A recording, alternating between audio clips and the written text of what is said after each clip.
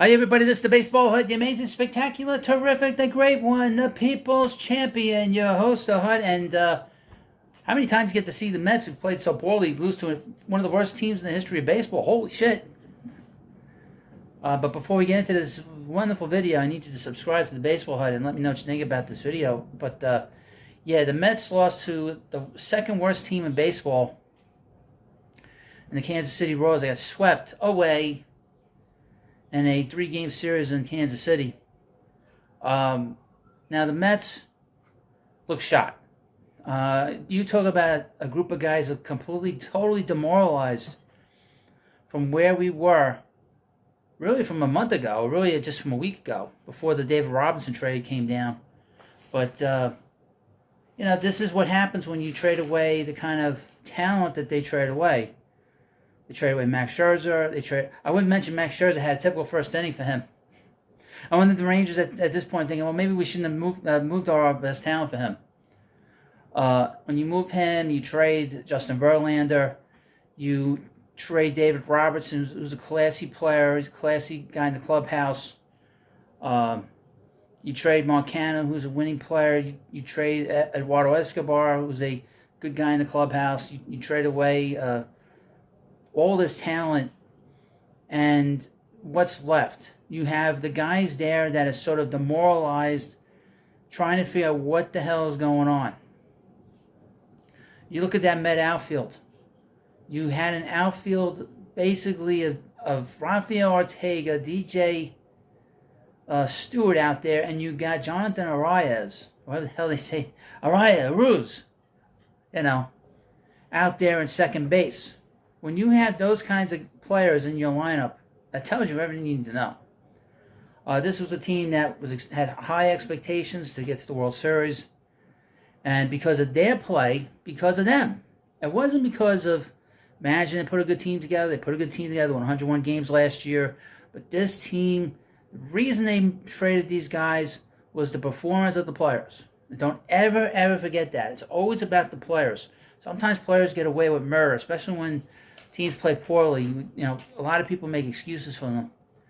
But those guys are the reason why the Mets had to sell all these players. Now, Steve Cohen, the Mets owner, had an interview yesterday, did a press conference, and I kind of felt it was funny. It was funny how he started when he told the media that he told everybody, you guys just don't listen to me. They didn't know what to say when he said that. They were very put off by that. But then he said, I said we were going to start moving players out of here and finally get younger. I said this before plenty of times. The most important thing you can do is have a strong farm system, because that is the foundation for your team.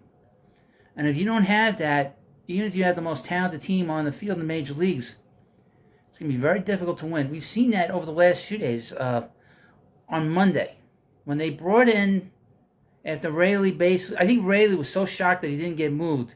I don't think he was mentally prepared for that game on Monday. I think that's why he pitched so poorly on Monday.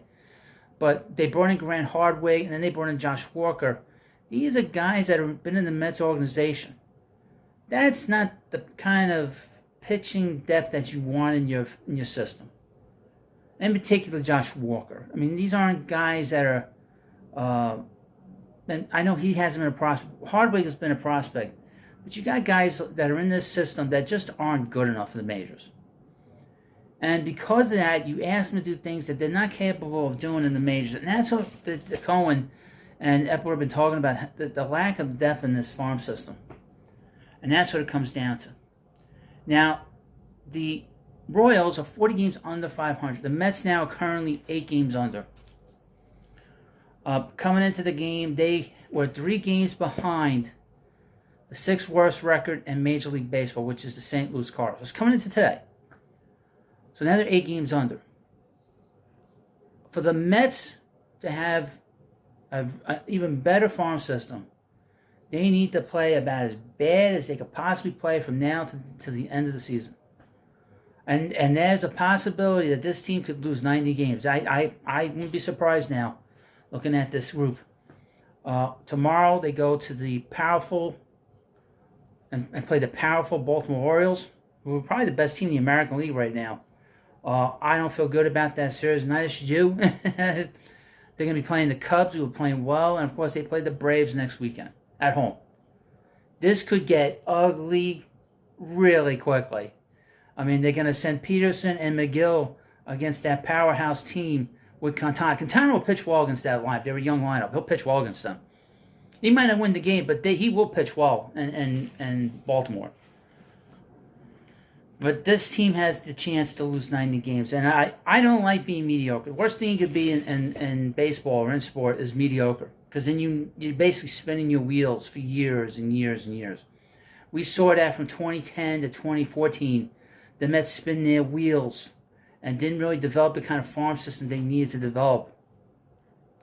When they were banned in 2009, what was at the end of that rainbow in 2010? A high draft pick, a number 6 draft pick by the name of Matt Harvey.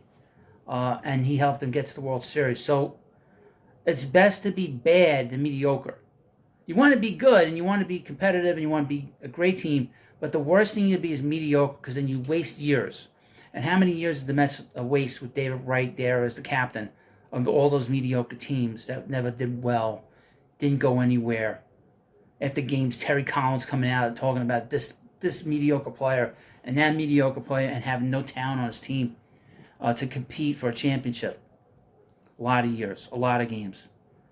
So, for the Mets to have a very good draft next year, and I would mention I have a channel called The Prospect Hut, which you need to subscribe to, because if you go there, you will watch my videos where I discuss every player pretty much in the Mets farm system. You'll be the first to know about them as a player. What they're like as a player, what they could do well as a player, what they can't do well. And when these players got traded or they're called up to the major leagues, you'll say, I saw that on the Hut channel, Prospect Hut. So I put the link in the description of this video so you can watch it. So because of this Cohen tax, here's the thing about the Cohen tax, which is, I guess the Mets are $40 million over that tax. If the Mets don't get the top 6 worst, the number 6 pick or lower, they will get bumped down. So if they finish with the 7th worst record or the 8th worst record, they will get bumped down 10 spots. So they'll be 17th or 18th pick. Mets don't want that. I don't want that. And you shouldn't want that either. So you want the Mets to have the 6th worst record. And now in Major League Baseball, we have the draft lottery, which I think is at the winter meetings. So in December, we'll have a lottery. The Mets could possibly get the number 1 pick next year in the draft. I sort of was looking at the draft. I don't know much about those players at all that are going to be available in the draft next year, but it doesn't really matter. Whatever pick they bring in will be the centerpiece if they get bad, really bad, to put in the middle of this farm system. This farm system has taken a major step forward in terms of being a better foundation for this team than it was about a month and a half ago. I can't tell you all the good things I've read about Marco Vargas, all the good things I've read about Luis Angel Acuna, all the good things I've read about Drew Gilbert in particular. I mentioned about Drew Gilbert, he is compared to Lenny Dykstra. He's compared to Brett Gardner as a player. He's compared to Lenny Dykstra, but Lenny Dykstra with more power. He might not be a star, but you don't need stars to win championships. When the Mets had Lenny, he wasn't a star. He was a platoon player. But you need to go over to the Prospect Hut because you'll learn about all these young players the Mets have brought in. And players I have not discussed yet. I went through a list. I got a list here of all the players that have been drafted over the last 3 years now. And players I've not really talked about. Let me go through some of them before I forget. Brandon Sprout, the Mets drafted him twice. I've done a video on it, but I haven't done an MLB.com video on him yet. I did an Amazing Avenue video. I'll have a video on him in another couple of days next week. But I haven't done a video on him. There are other guys in this farm system that are going to get a lot of attention. DeAndre Smith, he's a shortstop.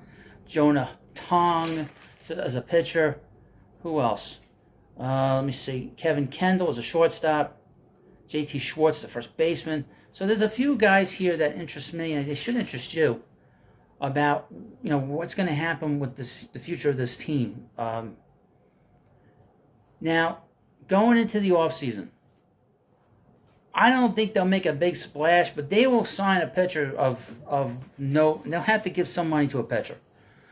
They can't go into next season with not bringing in a significant piece for that rotation. Because the biggest reason this team was bad has been their pitching. Side note, the Mets are developing their pitching as we speak. Brandon Sprout will be here before we know it, another year or two. Who else? Blade Tidwell to keep an eye on. Dominic Hamill, Calvin Ziegler, who's hurt. Christian Scott, and Mike Vassell. Mike Vassell is the guy who's at close to the majors. He's in AAA and was part of the Futures game. But pitching should be the priority in the offseason, plus getting some outfield help on this team. And possibly a veteran third baseman into this team as well. Julio Urias is going to be a free agent. Guys that I'm looking at. Don't think about Shohei Ohtani. He's not coming here. I have a feeling he's going to stay with Anaheim. If he's going to stay in California and Los Angeles, he's going to stay with the Angels. I don't see him going to the Dodgers. Keep an eye on Aaron Nola. I think Aaron Nola would be good for this rotation. He is an innings eater. He throws a lot of innings. He throws 200 innings a year. I would look at him. Look at Jack Flaherty. Although he's had injuries, he's been very good in big spots. He's a younger pitcher. That's a guy to keep an eye on. I don't think they'll go after Blake Snell. I don't think that's a possibility. Maybe Lucas Giolito, maybe, but I wouldn't go more than 3 years with him. He's going to look for a big contract, a lot of years. But that's what you kind of have in the hope to look for. But like I said, this team needs help in the outfield. They need a veteran third baseman in here because these guys at third, they stink. I'm just saying it like it is. Brett Beatty stinks. Okay? I've seen players develop very quickly here, and we have as well. His development is not great. He is not good at all. Defensively, he's terrible defensively. His arm is erratic, and his glove is not great either. And Mark Vientos can't play third either. He can play first, but he's not a good third baseman at all. So the Mets are going to have to look for a veteran third baseman. They got the statistics on Brett Beatty. He's hitting 165 since July 1st. So that's a month. 502 OPS. It's pathetic. He's been terrible. Send down the minor. Send him back to the minors. Put Vientos there at third. See what he can do. If he can't do it. A real quick note on Ronnie Mauricio. From what I've been reading, he's not ready yet defensively. That's going to bring him up. You don't need a third guy who can't play defense on this team. That's a young player. That's the bottom line, really, is the Mets need to improve the pitching.